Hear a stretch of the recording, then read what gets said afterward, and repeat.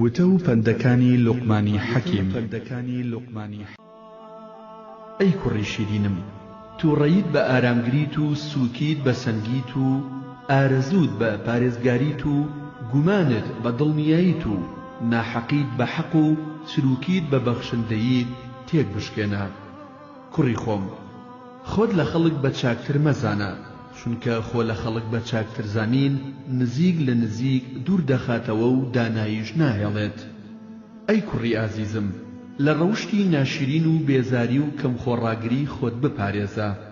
ئەگەر لەسەر ئەم ڕەوشتە خراپانە نەبی، هاوڕێشت دەست دەکەوێ و خەڵکیش لێت دوور ناکەونەوە.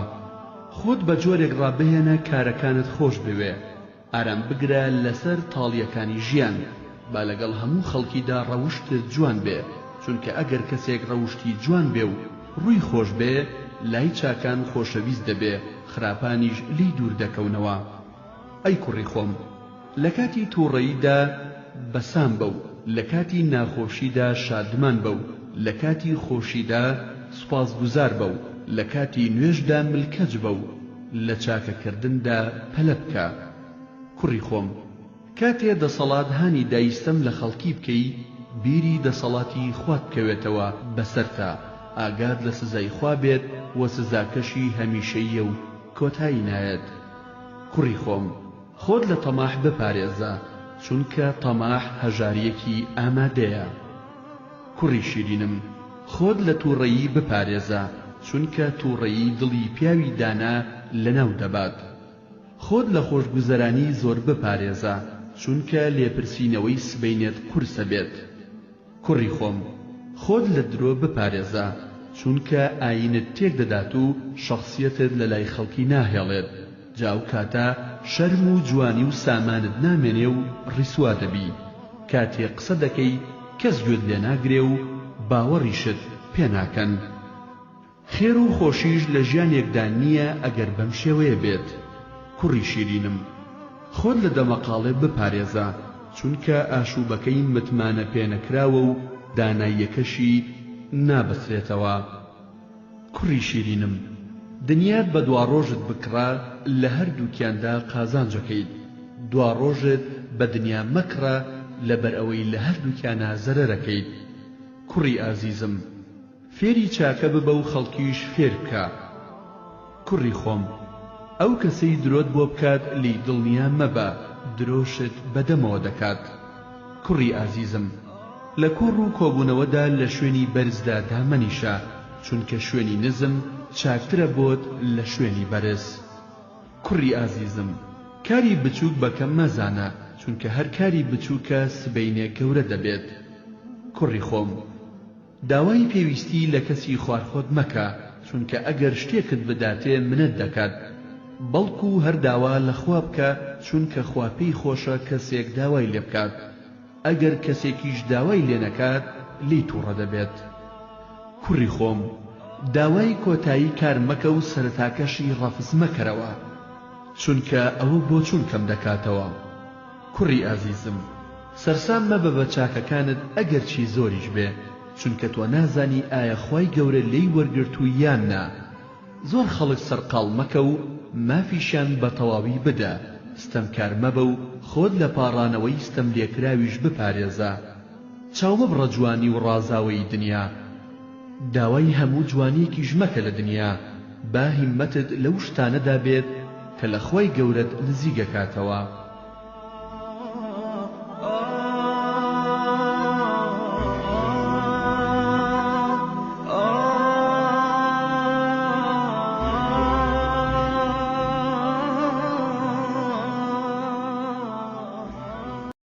وتە و پەندەکانی لوقمانی حەکیم.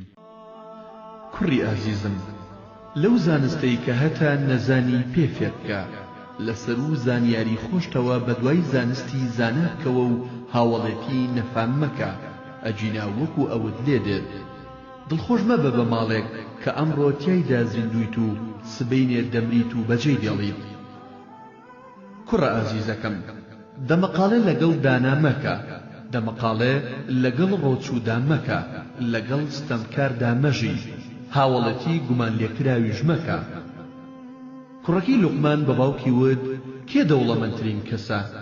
دەڵێن کەسێک دەوڵەمەندە ماڵ و سامانی زۆر بێ. لوقمانیش پێی وت نا کوڕەکەم، بەڵکو دەوڵەمەندی لە زانستدایە. ئەگەر پێویستی بوو دەستی دەکەوێ، ئەگەریش لێی بێنیاز بوو خۆی بەسە.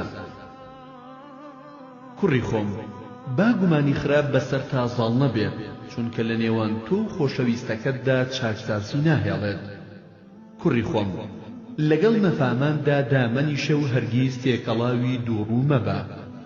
کوڕی شیرینم، هەر کەسێک دایک و باوکی لە خۆی ڕازی بکات، خوای خۆی ڕازی کردووە. هەر کەسیش دایک و باوکی لە خۆی تووڕە بکات، خوای لە خۆی تووڕە کردووە. کوڕی شیرینم، هەر کەس پشت بەخوا ببەستێ و بە قەزا و قەدەر ڕازی بێ، ئەوە ئیمان و باوەڕی جێگیر کردووە و خۆی یەکلایی کردوێتەوە بۆ چاکە. کوڕی ئازیزم، هەر کەس ڕاوێژ نەکات پەشێمان دەبێ. هەر کەس هاوڕێتی کەسی خراپ کات سەلامەت نابێ. هەر کەسێ بچێتە شوێنی نەشیا و تۆمەتی بۆ دروست دەکرێ. هەر کەس ڕقی لە خراپە بێ دەپارێزرێ. هەر کەس چاکە بکات سوپاس دەکرێت. هەر کەس ڕەحمی لەبێت خوش ڕەحمی پێناکات. کوڕم، عەقڵی خەڵکی بۆ خۆت بەرە. کوڕەکەی وتی چۆن؟ لوقمانی حەکیم فەرمووی لە کارەکانتە ڕاوێژیان پێ بکە. کوڕە نازدارەکەم، هەر کات خراپەیەکت کرد چاکەیەک بە دوایدا بکە. ئەگەر خەڵکی شانازیان بە جوانی قسەکردنەوە کرد، تۆ شانازی بە جوانی بێدەنگیەوە بکە. کاتێک فەرمانێکیان پێکردی و پرسیاری شتێکیان لێکردی، بڵێ بەڵێ مەڵێ نە، چونکە ئەوە نەزانی و ڕوشدیە. کوڕی خۆم، کاتێک پێویستیت بە دەسەڵاتدارێک بوو زۆری لێ مەکە و داواشی لێ مەکە مەگەر لە کاتی شوێنەیی و دڵخۆشیدا. داوای یارمەتی لە کەسێک مەکە کە فێڵت لێ دەکات و داوای هیچ لە چروکیش مەکە، چونکە ئەگەر نەتداتێ پێنەدانەکەی عەیب و شوورەییە بۆت، خۆ ئەگەر بشتداتێ منەت دەکات بەسەرتا. کوڕی ئازیزم، چاکە بکە و خراپە مەکە. بەڕاستی کەسی چاک چاکە ئەنجام دەدات و کەسی خراپیش خراپە ئەنجام دەدات. کوڕی ئازیزم، ئامۆژگاری وەربگرە ئەگەر چی لەسەری شت قورس بوو، هاوار بۆ ئەو کەسەی گوێ ئەگرێ گوێگرتنەکەی سوودی بۆی نییە. هاوار بۆ کەسێکیش زانست فێر بووە و سوودی پێناگەێنێ. هاوار بۆ کەسێکیش گۆمڕایە و گۆمڕایی بەسەر ڕێی ڕاستیدا هەڵبژاردووە. کوڕی ئەزیزم، بەڕاستی دانایی هەژاران دەکات بە پاشا. کوڕی ئەزیز و بیلبیلەی چاوم، تاڵی و سوێری زۆرم چەشتووە، بەڵام لە هەژاری تاڵترم نەچەشتووە. ئەگەر هەژار بووی با خەڵکی باست نەکەن و بەکەمت بزانن، بەڵکو داوای بەخشش لەخوا بکە. کێ هەیە داوای لەخوا کردبێ و پێی نەبەخشی بێ، یان لی پاڕابێتەوە و وەڵامی نەدابێتەوە، یان هانای بۆ بردبێ و بەدەمیەوە نەچوو بێ؟ کوڕی شیرینم، دایک و باوک دەرگایەکن لە دەرگاکانی بەهەشت. ئەگەر لێت ڕازی بوون دەچیتە بەهەشتەوە، ئەگەر لێشت تووڕە بوون بێبەش دەبیت لە بەهەشت. کوڕی عەزیزم، ئامۆژگاریت دەکەم بە چەند شتێک کە لە خوات نزیک دەخاتەوە و لە تووڕەیەکەی دوورت دەخاتەوە. یەکەم، خوای پەروەردگار بپەرستە و هیچ هاوبەشێکی بۆ دامەنێ. دووەم، ڕازی بە بەقەدەری خوا لە هەرچی پێت خۆشە و پێت ناخۆشە.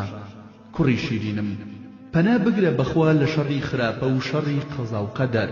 کوڕی شیرینم، بە ڕەزامەندی خوا خەڵکی لە خۆت تووڕە بکە.